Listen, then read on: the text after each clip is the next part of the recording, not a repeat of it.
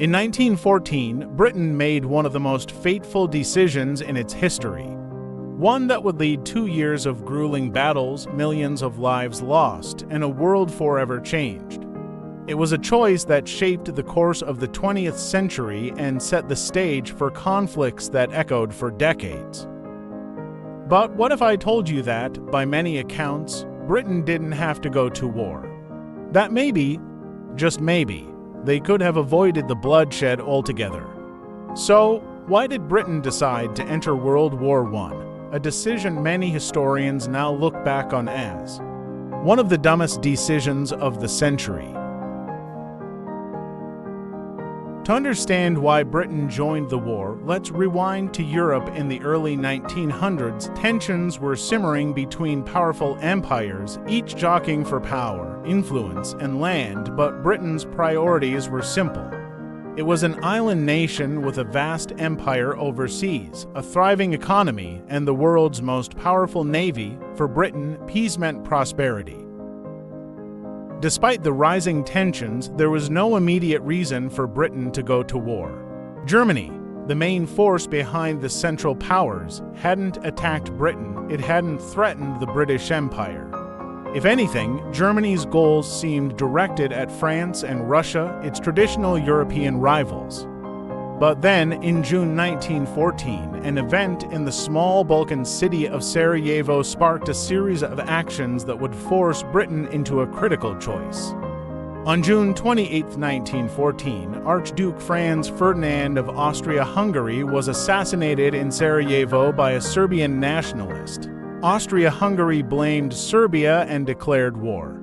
Soon, Russia mobilized to protect its Slavic ally, Serbia. Germany, Austria-Hungary's ally, declared war on Russia. France, bound by its own alliances, prepared to support Russia. The dominoes were falling. And here's where things got complicated. Britain was allied with France and Russia through a series of agreements known as the Triple Entente. But these weren't legally binding. They were more like gentlemen's agreements. Britain wasn't required to go to war for them. So, why did Britain choose to enter this conflict when staying neutral was a real option? Germany knew that to win a quick victory over France, they needed to avoid France's heavily fortified border. Their solution, invade France through neutral Belgium, a route that avoided major fortifications and would take the French off guard. But Britain had signed the Treaty of London back in 1839, an agreement pledging to protect Belgian neutrality. Germany thought Britain wouldn't interfere and even proposed a deal Germany would pay for any damages to Belgium if Britain stayed out. But for Britain's leaders, this wasn't just about Belgium. Germany's invasion of Belgium was seen as an affront to British values of honor and treaties. Foreign Secretary Sir Edward Grey famously said, "If Britain does not stand by her word to uphold Belgium, her influence and honor are gone forever." But was it really about Belgium? Or was there another, less noble reason? As noble as it sounds, protecting Belgium wasn't the whole story. Many in the British government feared a German-dominated Europe. If Germany defeated France and Russia, Britain's power and influence would be at risk. Britain had long followed a policy of maintaining a balance of power in Europe, ensuring no one country could dominate the continent. A German victory could threaten British trade routes and its empire. So, despite not being directly threatened, Britain decided to go to war.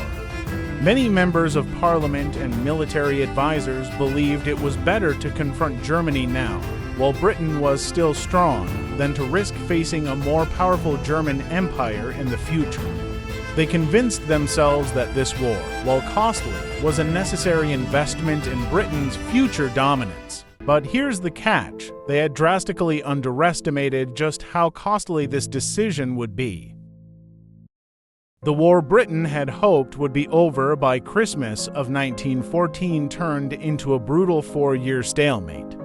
The trenches stretched for miles, the fighting was horrific, and the death toll climbed beyond anyone's worst fears. Over 700,000 British soldiers would lose their lives, with many more wounded. The toll on Britain's economy and society was just as severe. The country was bankrupted by the war, forced to borrow heavily from the United States. Entire communities were left shattered, with young men gone and families forever changed. And as the war ground on, Britain's decision to enter began to look less like a necessary sacrifice and more like a catastrophic miscalculation. Imagine, for a moment, if Britain had stayed neutral. It's possible the war might have ended much sooner with less destruction. Britain could have continued to trade with both sides, building its economy while the rest of Europe tore itself apart. By staying out, Britain could have emerged as a powerful mediator, helping to broker peace without sacrificing its people and resources. Some historians argue that Britain's entry into the war made it a truly global conflict, dragging in colonies and allies from across the world and escalating the scale of violence. Instead, Britain's choice helped set the stage for a century of conflict. The war left Europe devastated, creating economic and political conditions that would eventually lead to an even more destructive conflict just 2 decades later, World War II. In the end, Britain's decision to enter World War I stands as one of the most tragic turning points in modern history.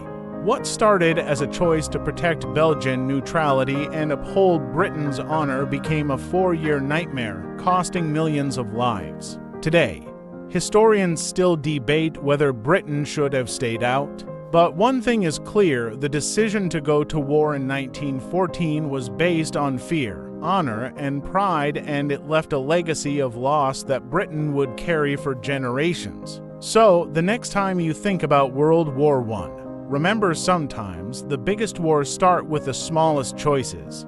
And not every fight is a fight worth having. Peace.